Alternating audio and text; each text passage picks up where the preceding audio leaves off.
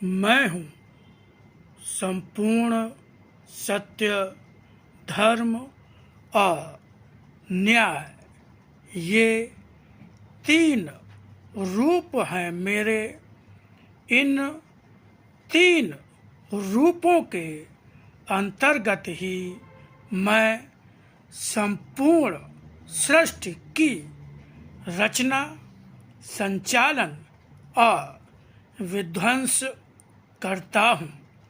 सत्य रूप में ही धर्म का पालन करते हुए न्याय करना और उसी के अनुसार प्रत्येक प्राणी के कर्मों के लेखा जोखा के अनुसार मैं भाग्य और जन्म देता हूँ। मेरा भक्त भी यदि जीवन भर भक्ति करता हुआ भी यदि एक भी पाप करता है तो दंड का भागी होता है। अतः यदि मेरे निकट आना तो अपने शुद्ध निष्कलुष जीवन को लेकर आना, तभी तुम मुझसे मेरी कृपा व आशीर्वाद प्राप्त कर पाओगे। प्रिय सत्संगी मित्रों, आज भगवान ने लिप रूप में अवतरित होकर अपनी वाणी के रूप में फिर से उसी गीता ज्ञान को जो कृष्ण रूप में आकर भक्त अर्जुन को दिया था, उसी ज्ञान को पुनः परम पूज्य श्री कृष्ण चेतनावतार देवी माँ की भागवत सच्चारित लेखनी के माध्यम से पुनः दे रहे हैं। भगवान ने कहा, जन जन तक पहुँचो, जहाँ अंधकार है उस मन तक पहुँचो जहाँ मेरी पुकार है। हम भगवान के उसी आदेश का पालन करते हुए आप सब तक वाणी को पहुँचाने का कार्य कर रहे हैं।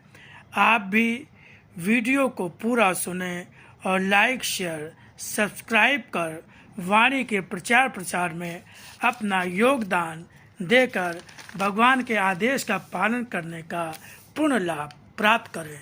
ओम शिवा हरे।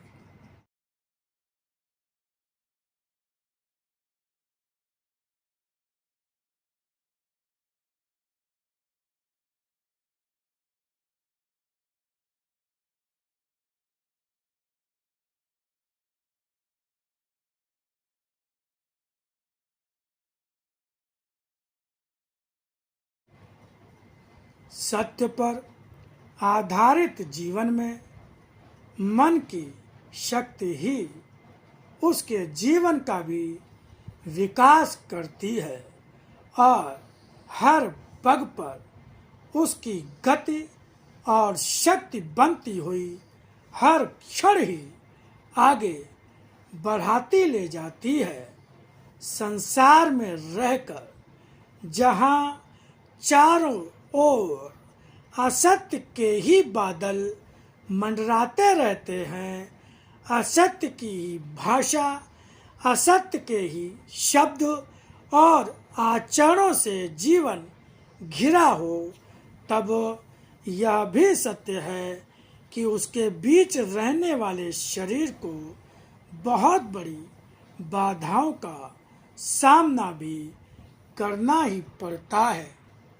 मगर आज तक भी जो इसी असत्य के बीच में रहते भरण पोषण पाते हुए भी असत्य से जो एक रूप नहीं हो पाए थे और कहीं पर किसी न किसी रूप में मेरी तलाश कर रहे थे, वे आज मुझे पाकर और पहचान कर मेरी वाणी के आधार पर स्वयं को, जीवन को मुझ पर आधारित करने की चेष्टा में लगे हुए ही हैं, किंतु वे परिपूर्ण तो अभी भी नहीं हो पाए हैं। इसका कारण उनके जीवन को निरंतर स्पर्श करता हुआ असत्य का झोंका है, अपनों का साथ है, जो उनके जीवन पर निरंतर ही अपने असत्य की चादर चढ़ाकर अपने ही अधिकार में रखने के प्रयत्न में सचेष्ट रहे हैं।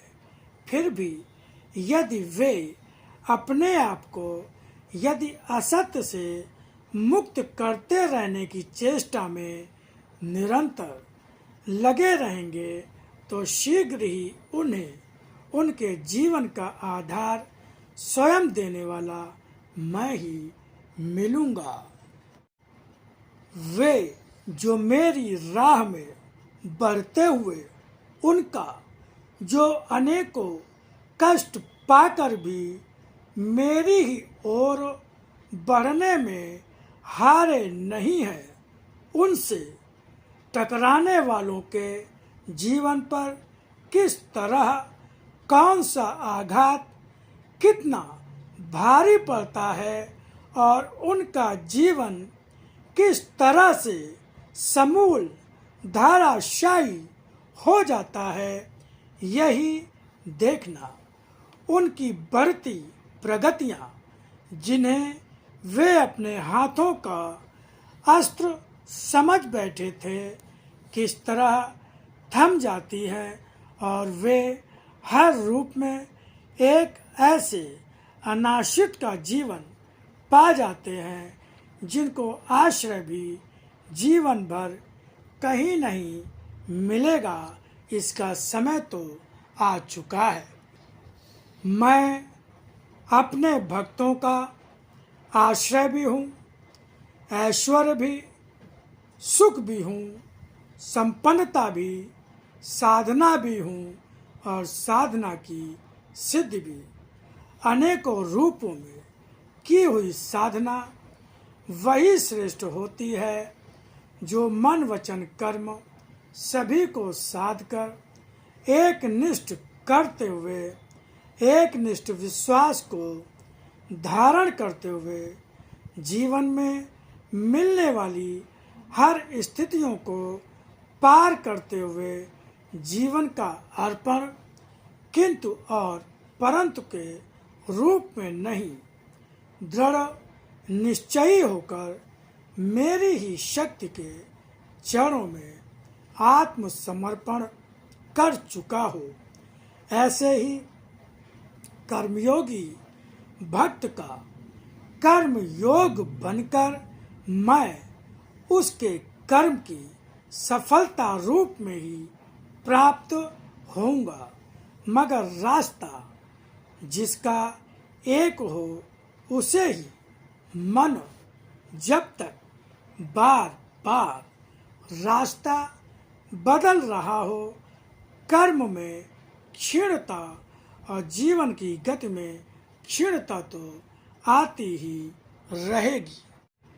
कितनी ही बड़ी कठिन तपस्या जैसा ही जीवन क्यों न लग रहा हो, मगर मेरा बनने के लिए अथवा मेरा आश्रय पा जाने योग्य हो जाने के लिए तो यह समस्या अभी बड़ी सूक्ष्म है, क्योंकि अभी तो जिस रूप में कितना भी कठिन समझकर करते हो, सामने जब सांसारिक जीवन और जीवन यापन के साधन की राह और अपनों का बढ़ता मोह और जीवन का भविष्य कोई रूप धारण करके सामने आ जाता है, तब निश्चित रूप से मेरे लिए कुछ करने का